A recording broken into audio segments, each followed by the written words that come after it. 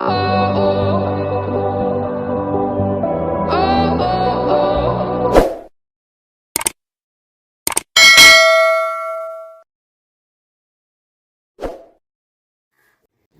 Friends, welcome to Kalas infinity. எல்லோரும் எப்படி இருக்கிறீங்க? நல்லா இருக்கிறீங்களா? இன்றைக்கி நம்ம என்ன பார்க்க போகிறோம்னா பிரியாணி ரெசிபி தான்.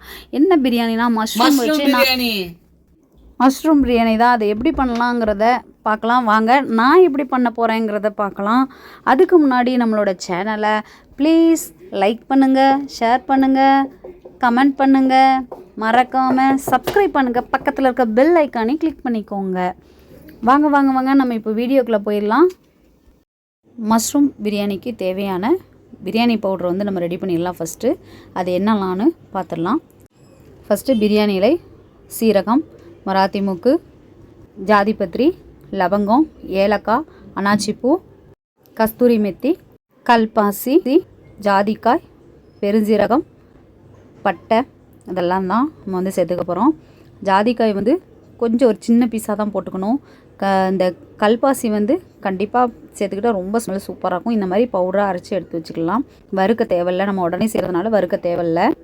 இந்த மாதிரி பவுடராக வரட்டும். இது வந்து மேலே தான் வந்து இந்த மாதிரி ஏலக்காய், கல்பாசி இதெல்லாம் வந்து இந்த மாதிரி இருக்குது. இந்த மாதிரி மிக்ஸ் பண்ணிட்டோம்னா தெரியாது. நான் வந்து பாஸ்மதி ரைஸ் வந்து 3 விளக்கு எடுத்து வச்சுருக்கிறேன். 3 விளக்குனா 3/4 கேஜிக்கும் கொஞ்சம் கம்மியாக வரும்.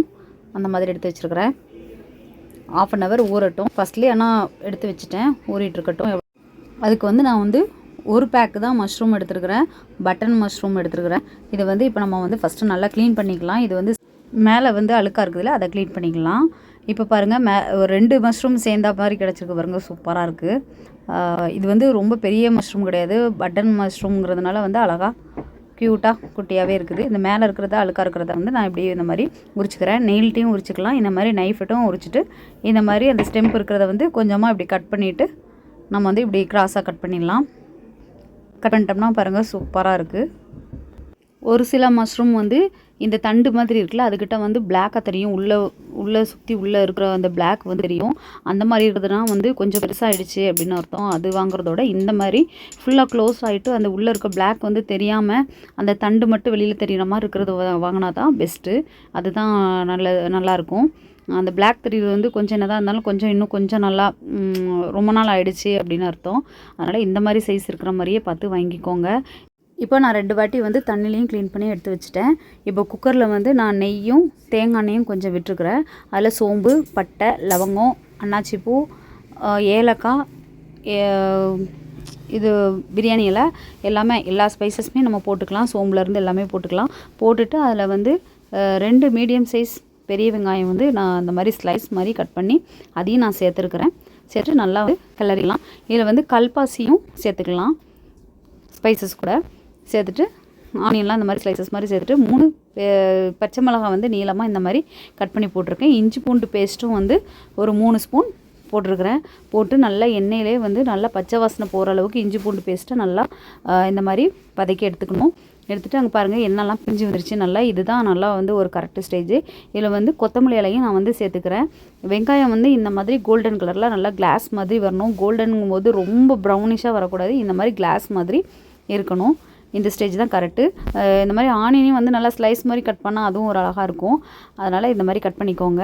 இப்போ அந்த பச்சை வாசனை போனதுக்கப்புறம் அந்த இஞ்சி பூண்டு கூட வந்து நம்ம வந்து என்ன பண்ணுறோம் அப்படின்னா, நம்ம அரைச்சி வச்சுருந்தோம்ல, பவுட்ரு பண்ணி வச்சுருக்கிறோம்ல, அந்த ஸ்பைசஸ் ஃபுல்லாக எல்லாமே கரம் மசாலா பவுடர், பிரியாணி பவுடரை அதை வந்து இதில் வந்து எண்ணெயிலே நல்லா வந்து சேர்த்துக்கலாம்.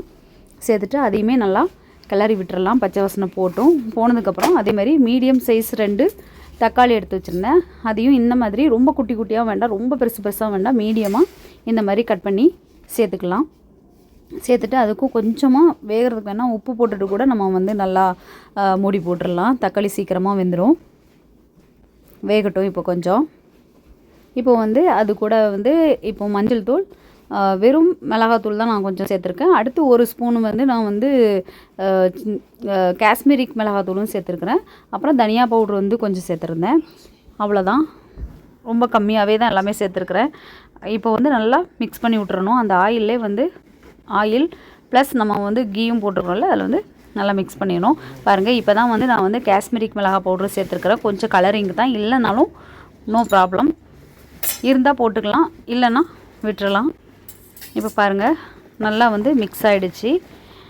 இப்போ வந்து நான் இப்போவே வந்து ரைஸ் போட்டுறேன். இல்லைனா கூட நம்ம கொஞ்சம் இதில் தண்ணி விட்டு நல்லா கொதித்து வந்து மசாலாலாம் வெந்ததுக்கப்புறம் கூட நம்ம ரைஸை சேர்த்துக்கலாம். நான் வந்து இப்போ வந்து டேரெக்டாகவே நான் வந்து ரைஸை சேர்த்துட்டேன். ரைஸை சேர்த்து நல்லா கிளறி விடுறேன். இப்போ வந்து தண்ணி போதுமான அளவு நம்ம வச்சுட்டு நம்ம க்ளீன் பண்ணி வச்சுருந்த மஷ்ரூமை சேர்த்துக்கலாம். பாருங்கள் நான் அப்படியே ஃபுல்லாக முழுசாகவே தான் நான் போட்டிருக்கிறேன். இது வந்து நம்ம எந்த சைஸ்லனாலும் கட் பண்ணி சேர்த்துக்கலாம். ரொம்ப சின்னதாக சேர்த்தோம் அப்படின்னா வந்து ரொம்ப குழுன்னு போயிடும், அது இருக்கிற இடமே தெரியாமல் போயிடும். அதனால் இந்த வாட்டி இப்படி ஃபுல்லாகவே போட்டு ட்ரை பண்ணலாமேங்கிறதுக்காண்டி நான் போட்டிருக்கிறேன். பாருங்கள் சூப்பராக கலர்ஃபுல்லாக இருக்குது.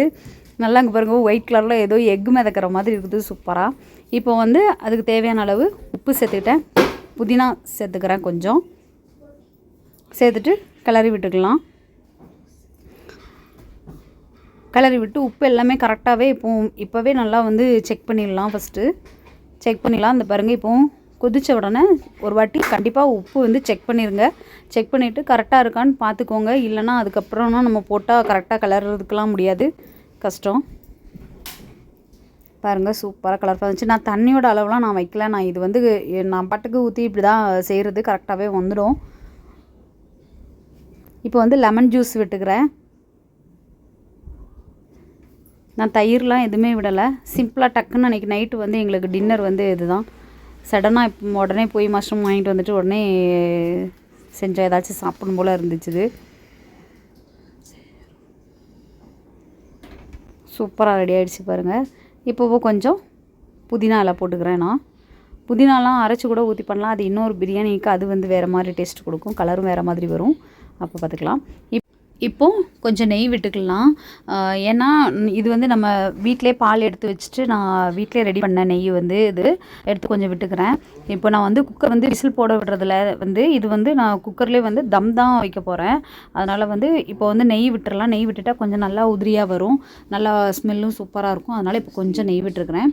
பக்கத்துலேயே வந்து தோசைக்கல்லும் சூடாகிட்டுருக்கு. இப்போ தோசைக்கல்ல தான் நம்ம அந்த குக்கருக்கு கீழே வைக்க போகிறோம். வச்சு தான் மேலே வந்து குக்கர் வச்சுருக்கிறேன்.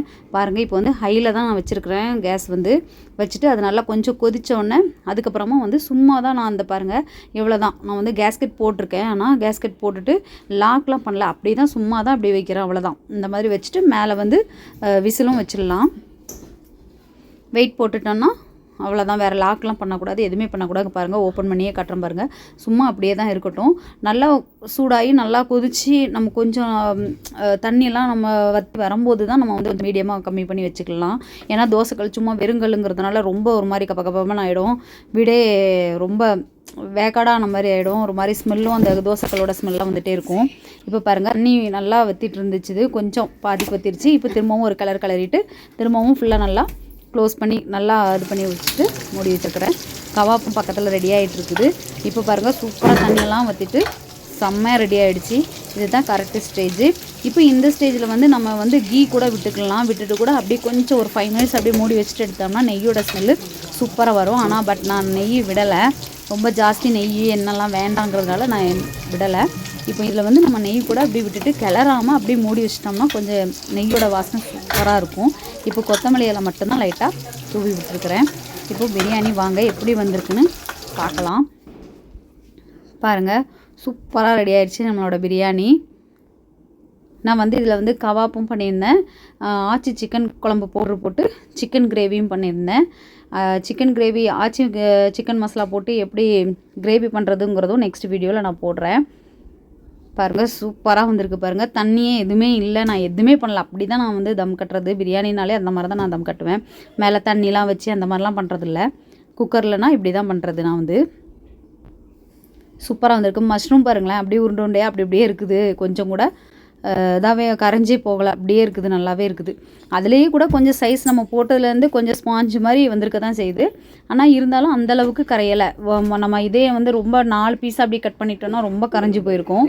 கட் பண்ணல. பாருங்கள் ஆச்சி சிக்கன் மசாலாவில் செஞ்ச சிக்கன் கிரேவி சூப்பராக இருந்துச்சு இது. அப்புறம் வந்து நம்ம வந்து இந்த மஷ்ரூம் வந்து உடம்புக்கு வந்து ரொம்ப நல்லது. அதை வந்து நம்ம வந்து ரத்தத்தை வந்து சுத்திகரிக்கும்னு சொல்லியிருக்காங்க. அதனால் கண்டிப்பாக அதை வீக்லி ஒன்ஸ் எடுத்துக்கலாம் கண்டிப்பாகவே. அது எந்த ஒரு சைட் எஃபெக்டோ எதுவுமே ரொம்ப ஜாஸ்தி கொலஸ்ட்ரால் அந்த மாதிரிலாம் எதுவுமே இல்லை. நம்ம எடுத்துக்கலாம், தைரியமாக எடுத்துக்கலாம். சூப்பராக நம்மளோட சிக்கன் கபாப்பு வந்து நான் வந்து ஏற்கனவே வீடியோ வந்து அப்லோட் பண்ணியிருக்கேன். அதோட லிங்க்கும் நான் வந்து டிஸ்கிரிப்ஷன் பாக்ஸில் கொடுக்குறேன், செக் பண்ணிக்கோங்க. ஆச்சி சிக்கன் மசாலா வச்சு சிக்கன் கிரேவி பண்ணுறது வந்து நான் நெக்ஸ்ட் வீடியோவில் போடுறேன், கண்டிப்பாக போடுறேன். பாருங்கள், நம்மளோட மஷ்ரூம் வந்து சூப்பராக ரெடி ஆகிடுச்சு. சிக்கன் கபாப்பு, சிக்கன் கிரேவி எல்லாமே சூப்பராக இருந்துச்சு. இது நீங்களும் வீட்டில் ட்ரை பண்ணி பார்த்துட்டு எப்படி இருந்துச்சுன்னு சொல்லுங்கள். சிம்பிளாக தான் பண்ணியிருக்கிறேன், ட்ரை பண்ணுங்கள். கண்டிப்பாக தேங்காய் எண்ணெய், நெய் ரெண்டுமே மிக்ஸில்னா கூட நெய் மட்டுமே விட்டு செய்யலாம். பட் நான் வந்து இந்த மாதிரி தான் செய்கிறது எப்போயுமே. நீங்கள் வீட்டில் ட்ரை பண்ணி பார்த்துட்டு எப்படி இருந்துச்சு சொல்லுங்கள். உங்கள் ஃப்ரெண்ட்ஸுக்கெல்லாம் ஷேர் பண்ணுங்கள் கண்டிப்பாக. அப்புறம் நம்மளோட சேனலை இது வரைக்கும் சப்ஸ்கிரைப் பண்ணாதவங்க ப்ளீஸ் சப்ஸ்கிரைப் பண்ணுங்கள். பக்கத்தில் இருக்க பெல் ஐக்கானையும் கிளிக் பண்ணிக்கோங்க. தேங்க்யூ ஃபார் வாட்சிங்.